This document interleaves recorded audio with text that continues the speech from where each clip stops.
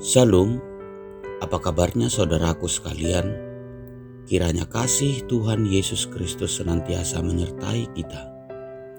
Sebelum kita menyambut sapaan firman Tuhan untuk kita pada hari ini, marilah kita saat teduh sejenak.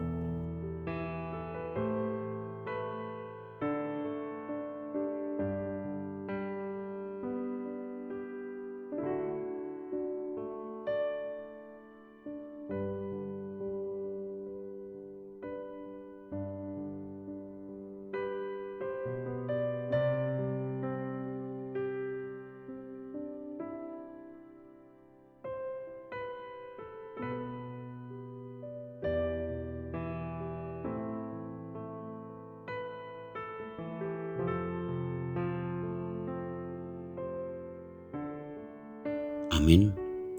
Sapaan firman Tuhan untuk kita pada hari ini tertulis dalam 1 Tesalonika 5 ayat yang 18.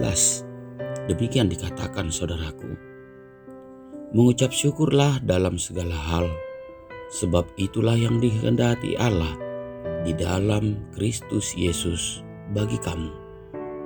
Adapun judul renungan adalah Sekarang Bersyukur.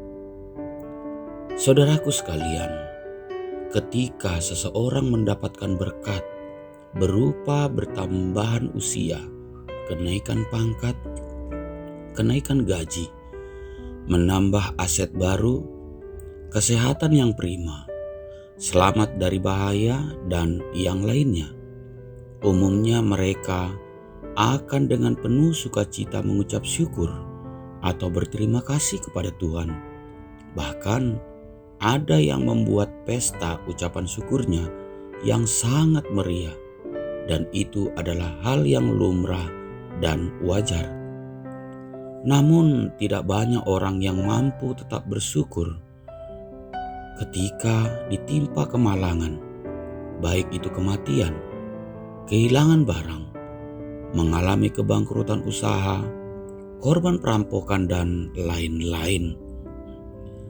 Saudaraku sekalian yang dikasihi Tuhan Yesus Kristus, firman Tuhan hari ini mengingatkan kita untuk mampu dan dimampukan untuk tetap mengucap syukur apapun yang terjadi dalam kehidupan kita, dalam segala hal, baik suka maupun duka.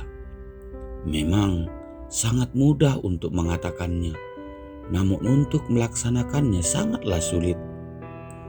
Misalnya, ada yang korban tabrakan di jalan raya, kaki sebelah kirinya patah dan putus. Bagaimana mungkin lagi dia bisa bertertawa sembari mengucap syukur atas kejadian itu? Tetapi mungkin bukan. Dia pasti meringis kesakitan dan akan menangis meraung-raung. Contoh lain, ada orang hendak tugas kerja di luar kota menggunakan pesawat. Kira-kira 1 kilometer dari rumahnya, dia sadar bahwa ada dokumen penting yang tertinggal yang memaksa dia harus putar balik ke rumah untuk mengambil dokumen tersebut yang sudah barang tentu menyita waktu. Ditambah lagi jalanan tidak lancar karena ada tabrakan yang semakin memperpendek jam check-in ke pesawat. Jika semua kejadian-kejadian buruk yang kita alami di luar kontrol kita, maka tidak selayaknya kita untuk bersungut-sungut, tetapi mengucap syukurlah, karena mungkin di balik itu Tuhan punya rencana lain. Saudaraku sekalian, kembali ke contoh kasus di atas tentang ketinggalan pesawat. Mungkin masih segar di ingatan kita betapa bahagianya salah seorang penumpang pesawat karena terlambat atau tertinggal. Karena hitungan menit kemudian pesawat yang seharusnya membawa dia baru saja terjatuh dan semua penumpangnya meninggal. Padahal mungkin selama perjalanan menuju bandara entah apa yang ada dalam pikirannya. Misalnya lagi untuk kasus kecelakaan patah kaki kiri atas.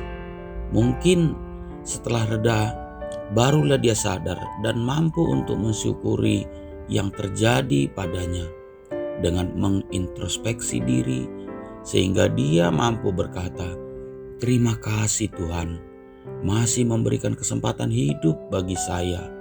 Izinkan saya untuk melayani-Mu." Saudaraku sekalian yang dikasihi Tuhan Yesus Kristus, Tuhan akan memampukan kita untuk tetap mengucap syukur dalam segala hal, karena pada dasarnya semua yang kita miliki, bahkan nyawa kita sendiri pun adalah miliknya. Jika pemiliknya menarik kembali, apakah yang bisa kita perbuat?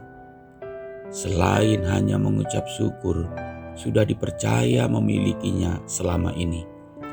Kita harus senantiasa dekat kepada Tuhan agar kita selalu dikaruniai pikiran yang positif dalam menyikapi setiap kejadian. Seperti firman Tuhan yang berkata, "Semua indah pada waktunya." Amin. Shalom.